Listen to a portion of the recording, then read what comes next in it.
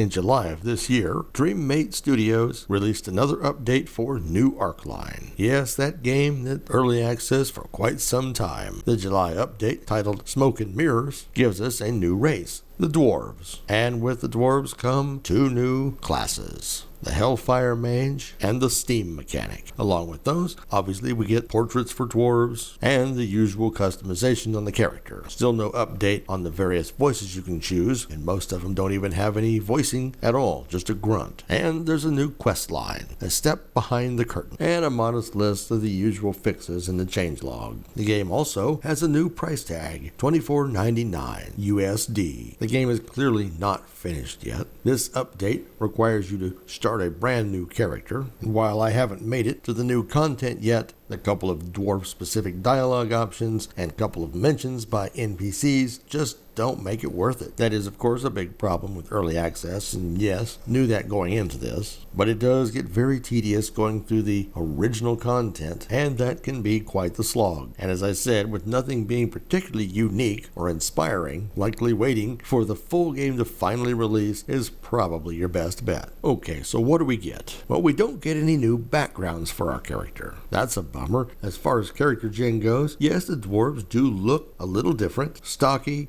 with fat hands and big feet. Nothing unique in hairstyles, beards, or other character customizations other than the 4 male and 4 female dwarf faces. On paper, the two classes do seem interesting. The Hellfire Mage not only uses magic, but wield large two-handed weapons. And the Steam Mechanic apparently is going to allow you to build your own mech. I have not progressed far enough in the story or character progression to use high-level abilities. In fact, I haven't even made it to a step behind the curtain quest line. And that is mostly due to the fact that I just don't want to progress through the rest of the story. But I am getting there, slowly but surely. Have I run into any particularly good quality of life improvements? No. Since I didn't experience a lot of bugs in the first playthroughs, I haven't noticed the bug fixes they have listed in their changelog to really be affecting me. To this point, the game does stutter far less than previously, and that save load menu is quite a bit faster. And with AI being all the rage in so many companies, I did do a little research to find out if Dreammate is using AI to generate story and dialogue. At this point, it appears they are not. However, they do use AI-assisted graphics, such as creating the character portraits. It's a real shame that their AI process doesn't actually take into account what you create and use that for the portrait. And they are also using AI to generate some of the graphical assets. I, for one, am not a fan of AI-generated content for my game. I know lots of companies use it. They have it create images or even dialogue, and then they have a human go along and edit it. And money can definitely be saved with AI. But is it really worth it? Especially in a game like this, where the graphics really aren't the important part. Bottom line, if you haven't picked it up at this point, wait for the full release. You already have the early access. It really doesn't matter money-wise, but you can play some new content if you're willing to play through all the original content first. All that said, almost nobody is playing Newarcline. As of recording this video, there were 7 people in the game, according to the Steam charts, and there were a whole 16 people over the last 24 hours, with their largest audience being some 336 players. I actually thought more people would be playing. It does have a lot of potential. Whether they can realize it or not, well, the longer they push out that release, fewer people are actually going to be interested. And with the occasional AI rumor about this game, you know that's not helping either. I do hope they pull it together and release a full game soon. But what do you folks think? Let us know in the comments below. And remember, if you like this content, give us a like and subscribe.